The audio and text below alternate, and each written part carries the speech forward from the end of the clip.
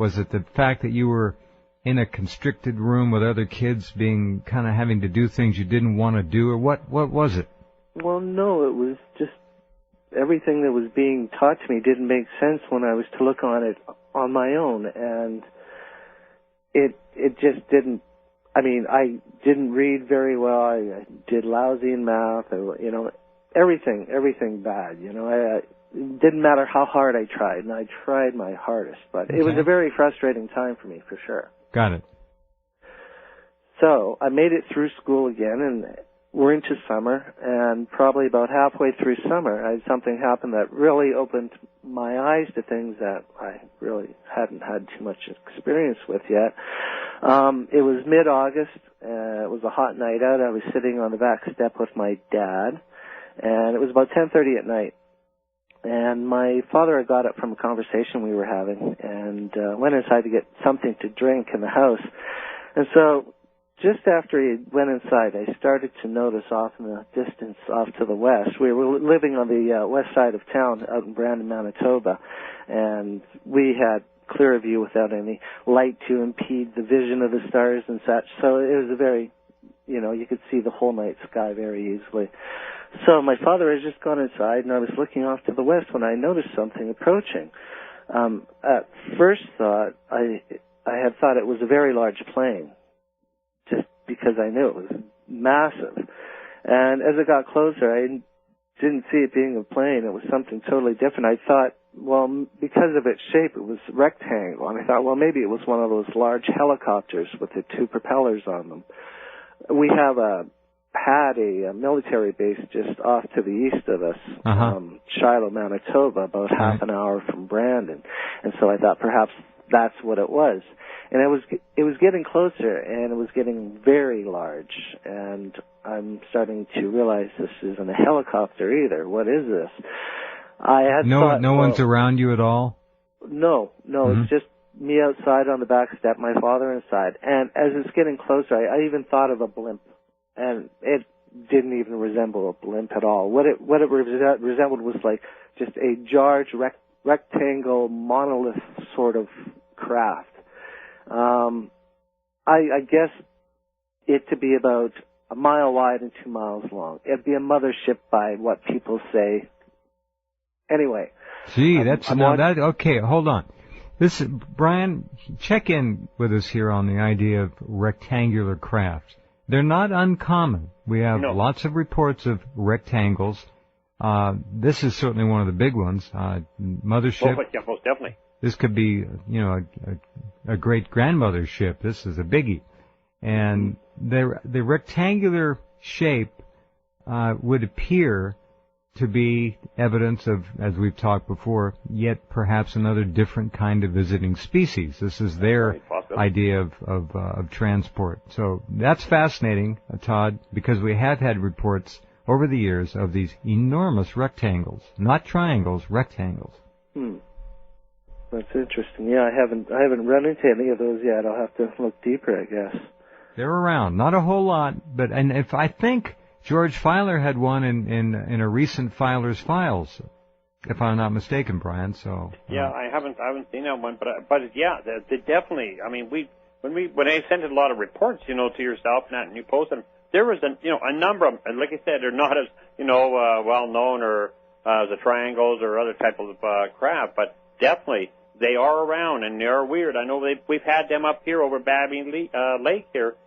They've seen numerous times, and we're talking, again, extremely large. So they're around. Yeah. Well, it's good to know I'm not the only one that sees them. I'll tell you that. Well, good. That's why I brought it up. Curiosity, too, Todd. When you seen this, was there any kind of lighting on it or no, color, it was just dark maybe? It was very any kind of features you were able to see? Night sky. Say that again, Todd, please. It was very dark. It was very obvious against the night sky. I almost could see it itself, but it was a black shape, blocking out the stars, kind of a thing.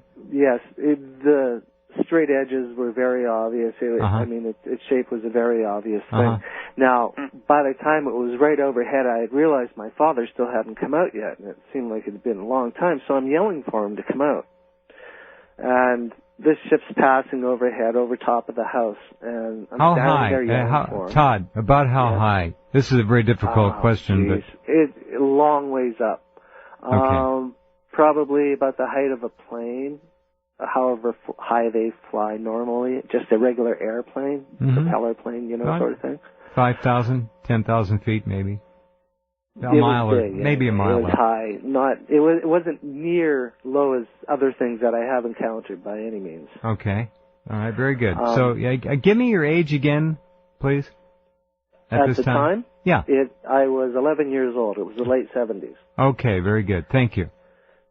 And so my father still hadn't come out. I decided to run inside and grab him. This was too much. It was just going overhead. He had to see this. So I ran inside. He said, "You have to see this." And I ran outside, dragging him along. And I ran down the steps, and I said, "Look." And I looked up to the sky, and there was nothing there. It was just the stars. So I said, "It's got to be out front.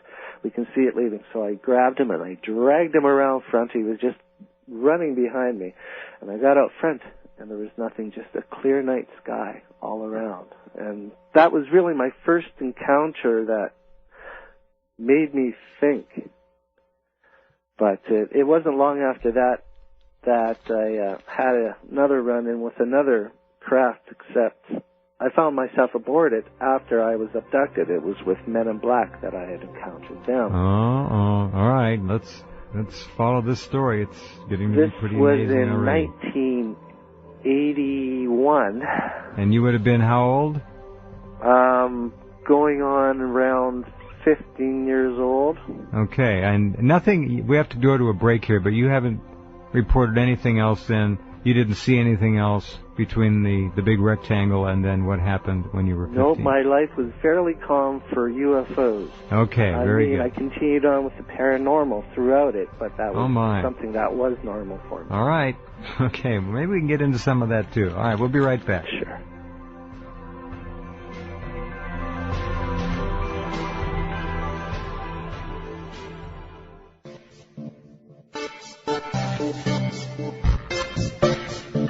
Okay, and right back with all of you, Brian Vike and yours truly, and Todd, our special guest. All right, Todd, so what happened when you were around 15 and you saw something and ended up seeing some folks dressed in black? This is very interesting. Yeah, it was, as I say, the early 80s. This is well before the movies, the Men in Black, ever came out. I'll say that right off the top. I had never heard of Men in Black before in my life. In fact, I was never really into UFOs or anything like that growing up. Both the only interest in space I had was the astronauts that would go up and supposedly to the moon and such if they did so. And I was pretty intrigued by that, and just by the stars themselves. I loved watching the night sky every night, including the satellites and everything else that had movement to it. But it was the early 80s, and I was up at a lake in the Parkland region of Manitoba. My family was there with me, and we were staying out there for the summer. We had a trailer out there, and it was the middle of the week. There wasn't many people up at the lake, and it was probably around 11 o'clock at night. It was a hot night out, so I wasn't even going to try and sleep for a while yet. The tent was still too hot.